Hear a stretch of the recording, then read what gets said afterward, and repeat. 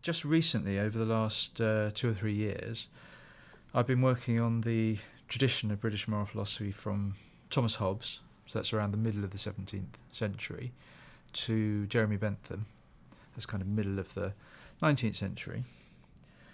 And this, for Derek, this tradition culminated in the work of Henry Sidgwick, who died in 1900. And Sidgwick, I think, captured the essence of this tradition by saying that ethics, the essence of ethics, when you come down to it, is a debate between egoism, the idea that you have reason only to further your own happiness or well-being, on the one hand, and on the other hand, two moral theories, deontology, which would be the view that there are certain moral rules, like you shouldn't lie or you shouldn't kill, and utilitarianism, which in a way could be said to be a form of deontology, but is best kept separate from it, according to which you should produce the most good. I mean, you could say there's just one rule. So one way to see utilitarianism is as deontology, with all the principles stripped out of it, apart from the one that says you should produce the most good. And in fact, that's how the people in the British moral philosophical tradition did see the debate between utilitarianism and deontology. And I think the 20th century went off track by seeing these views as entirely different from one another, as if they were utterly opposed, whereas in a way utilitarianism is within deontology. But anyway, we have this debate between egoism, deontology and utilitarianism, and the people within this tradition took different views. So, for example, somebody like David Hume, the Scottish philosopher, is broadly utilitarian, whereas somebody like Butler, Joseph Butler, is broadly deontological. And I think Derek falls right into that tradition. I think he continued it. So part of his work is continuing that tradition and studying the debate between those three positions.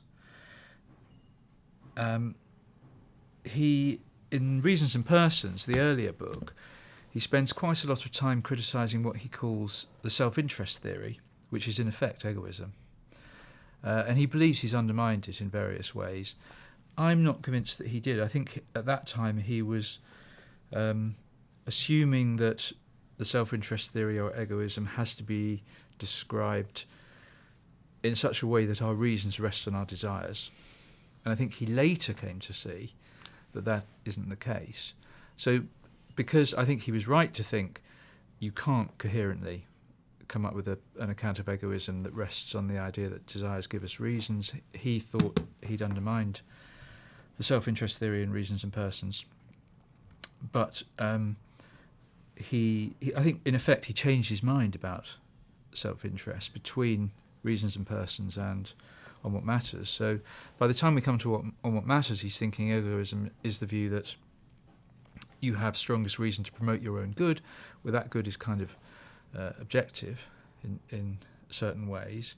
Now, in What Matters, he didn't defend egoism, but egoism had a place in his view, which was rather similar to the place that it found in Sidgwick's position. So in his great book, The Methods of Ethics, which Derek rather plausibly thought was the greatest ever book on moral philosophy, Sidgwick ends in despair. He can't decide between egoism on the one hand and utilitarianism on the other. Derek didn't despair. He thought what you could do is come up with a position that combined the egoistic idea that you have special reasons to look after yourself, and actually he thought also those who are close to you in certain ways, like your friends or relations, on the one hand, and then you'd have ethical obligations on the other. So he called that, Sidgwick called that a dualism of the practical reason, and Derek defended a kind of dualism in On What Matters.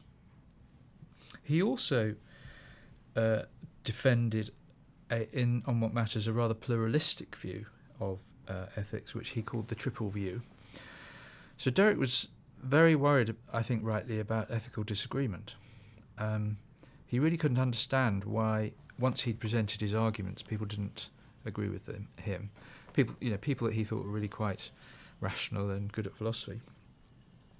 So he was always trying to find consensus and convergence, and I think this is what motivated, in large part, his triple theory, where he said that the truth about ethics is that we should follow principles which are optimific. They produce the most good in some sense. They are uniquely, universally willable. So every rational person could will that these principles be acted on. So that was bringing in Kant. But also they wouldn't be reasonably rejectable. So this is where he allowed in some of the contractualism that he found in the work of Thomas Scanlon. Again, I see that as a contribution to British moral philosophy.